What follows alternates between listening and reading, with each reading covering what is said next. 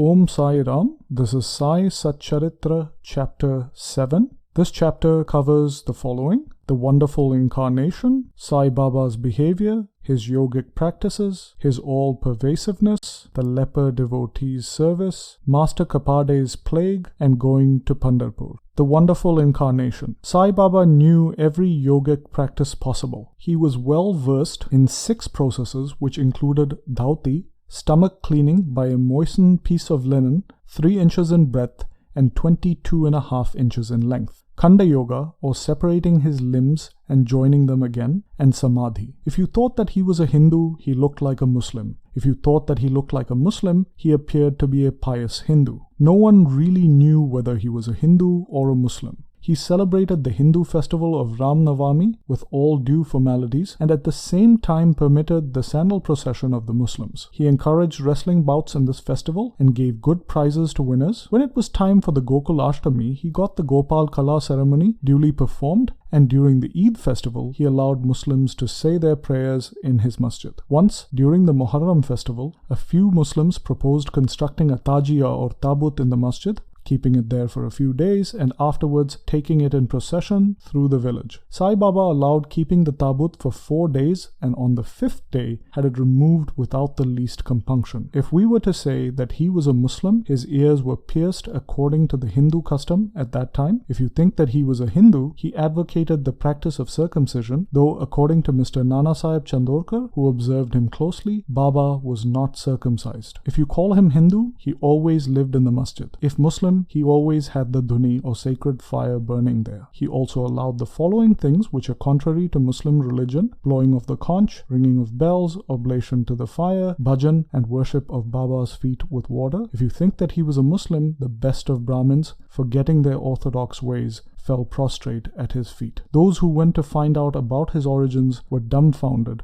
and were captured by his darshana. Thus, no one could discern whether Sai Baba was a Hindu or a Muslim. This is not surprising, for he who completely surrenders himself to the Lord and gets rid of his egoism and body consciousness thus becomes one with him. Therefore, he has nothing to do with any question of religion or caste. Sai Baba was such a being and saw no difference between religions or between beings. He ate meat and fish with fakirs, but did not grumble when dogs tried to eat from his dish. Sai Baba was such a unique and wonderful incarnation. On account of the merits in my past birth, I had the good fortune to sit at his feet and enjoy his divine company. The joy and delight I derived therefrom was incomparable. In fact, Sai Baba was pure divine bliss and consciousness. I cannot sufficiently describe his greatness and uniqueness. He who took delight at Baba's feet was established in his own self. Many sannyasis, sadhakas, and all sorts of men aspiring for salvation came to Sai Baba. He always walked, talked, and laughed with them, and always said the words Allah, Malik, God is the sole owner or master. He never liked discussion or arguments. He was always calm and controlled. Though irritable at times, he always preached the Vedanta,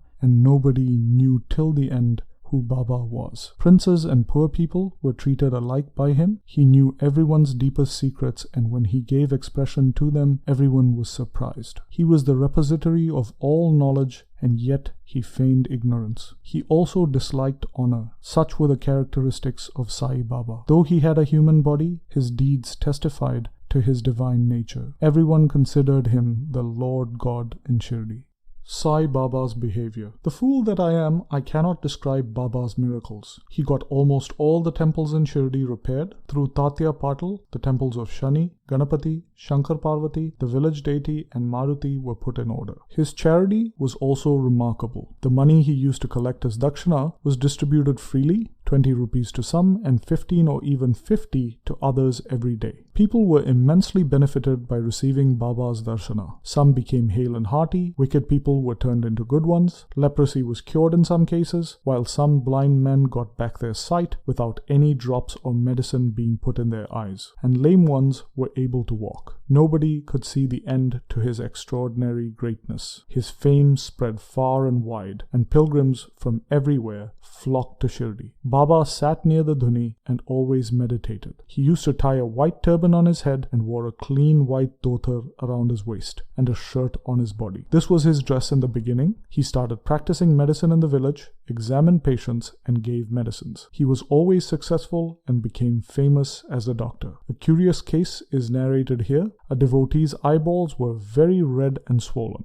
No doctor was available in Shirdi, and thus the other devotees took him to Baba. Other doctors would use ointments, cow's milk, and camphorated drugs in such cases. Baba's remedy was quite unique. He pounded some biba or carpus anacardium, that is, marking nuts, and made 2 balls of them, thrust them on each eye of the patient, and wrapped a cloth bandage around both eyes. The next day, the bandage was removed and water was poured over them in a stream. The inflammation had subsided and the pupils had become white and clear. Though the eyes were very delicate, the biba caused no smarting but removed the disease of the eyes. Many such cases were cured, and this is only an instance in point.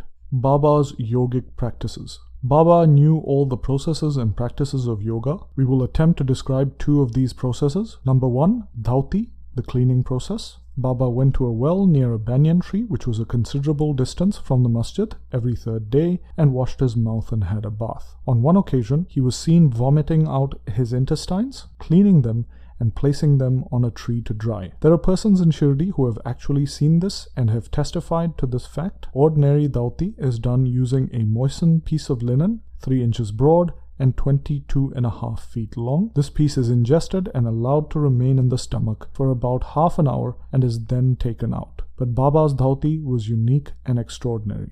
Number 2, Khanda Yoga. In this practice, Baba extracted various limbs from his body and left them separately at different places in the masjid. Once, a gentleman went to the masjid and saw Baba's limbs lying separately at different places. He was terrified and he first thought of running to the village officers and informing them of Baba being hacked to pieces and murdered. He thought that he would be held responsible as he was the first informant and thus knew something of the affair. But the next day when he went to the masjid, he was very surprised to see Baba hale, hearty and sound. He thought that what he had seen the previous day was only a dream. Baba practiced yoga from a very early age, but nobody knew the proficiency he had attained. He charged no fees for his cures, became renowned and famous by virtue of his merits, and gave health to many a poor and suffering person. This famous doctor of doctors did not care for his own interests, but always worked for the good and welfare of others, sometimes suffering unbearable and terrible pain in the process. One such instance is given below, and it will show the all-pervasiveness and extremely merciful character of Sai Baba. Baba's all-pervasiveness and mercy. In the year 1910, Baba was sitting near the dhuni, that is, the sacred fire that he kept burning all day, on Diwali day and warming himself. He was pushing firewood into the dhuni, which was burning brightly. A little later, instead of pushing logs of wood, Baba pushed his arm into the dhuni. The arm was burnt immediately. This was noticed by the servant Madhava and also by Madhavrao Deshpande or Shama. They at once ran to Baba, and Madhavrao clasped Baba by his waist from behind and dragged him forcibly backwards and asked, "Deva, why did you do this?" Then Baba came to his senses and replied, "The wife of a blacksmith at some distant place was working the bellows of a furnace. When her husband called her, she forgot that her child was on her lap. She ran hastily and the child slipped into the furnace. I immediately thrust my hand into the furnace and saved the child. I do not mind my arm being burnt, but I am glad that the life of the child was saved." The leper devotee's service. On hearing the news of Baba's hand being burnt, Mr. Annasaheb Chandorkar, accompanied by the famous Dr. Parmanand of Bombay with his medical kit consisting of ointments, lint and bandages, rushed to Shirdi. Annasaheb requested Baba to allow Dr. Parmanand to examine the arm and dress the burn. Baba refused this treatment. Since then, the arm was dressed by the leper devotee Bagoji Shinde. His treatment consisted of massaging the burnt part with ghee, that is clarified butter, and then placing a leaf over it and securing it tightly with bandages. Mr. Annasaheb Chandorkar asked Baba many a times to unfasten the bandages and have the wound examined, dressed and treated by Dr. Parmanand so that it would heal quicker. Dr. Parmanand himself made similar requests, but Baba postponed it saying that Allah was his doctor and that Allah did not allow his arm to be examined. Dr. Parmanand's medicines were not exposed to the air in Shirdi, but he had the good fortune of receiving Baba's darshana. Bagoji was allowed to treat the hand daily, and after a few days, the arm healed and everyone was happy. We do not know whether any trace of pain remained. Every morning, Bagoji went through this program of loosening the bandages, massaging the arm with ghee, and tightly bandaging it again. This went on till Sai Baba's Mahasamadhi, or his death. Sai Baba, a perfect sage, did not really need this treatment, but out of love for his devotee, he allowed the upasana, or service, to go on uninterrupted. When Baba left for the Lendi, Bagoji held an umbrella over him and accompanied him. Every morning, when Baba sat near the post close to the dhuni, Bagoji was present and started his service. Bagoji was a sinner in his past birth. He was suffering from leprosy, his fingers had shrunk, and his body was full of pus and smelled badly. Though he seemed so unfortunate on the outside, he was really very lucky and happy, for he was Baba's premier servant and thus got the benefit of his darshana. Master Kaparde's plague. I shall now relate another instance of Baba's wonderful leelas. Mrs. Kaparde, the wife of Mr. Dadasaheb Kaparde of Amravati, was staying at Shirdi with her young son. One day, the son got a high fever, which further developed into bubonic plague. The mother was frightened and felt very uneasy. She thought of leaving for Amravati and went to ask Baba for permission to leave in the evening when Baba was near the Wada, which is now the Samadhi Mandir. She informed him in a trembling tone that her dear son was down with plague. Baba spoke kindly and softly to her, saying that the sky is beset with clouds, but they will melt and pass, and everything will be smooth and clear. Saying this, he lifted his kafni to the waist and showed everyone present 4 fully developed lumps as big as eggs, and added, "See how I have to suffer for my devotees. Their difficulties are mine." Seeing this unique and extraordinary miracle, people were convinced as to how saints suffer pains for their devotees. The mind of the saints is softer than wax. They love their devotees without any idea of gain and regard them as their true relatives. Going to Pandharpur and staying there. We shall close this chapter after relating a story illustrating how much Sai Baba loved his devotees and how he anticipated their wishes. Mr. Nanasaheb Chandorkar, a great devotee of Baba, was Mamlatdar at Nandurbar in Khandesh. He was transferred to Pandharpur. His devotion to Sai Baba bore fruit, as he got an order to go and stay at Pandharpur, which is regarded as Bhuvaikunta, or heaven on earth. Nanasaheb had to report to work soon after he received the order, so he left immediately without even writing or informing anybody at Shirdi. He wanted to surprise Baba by visiting Shirdi, his Pandharpur,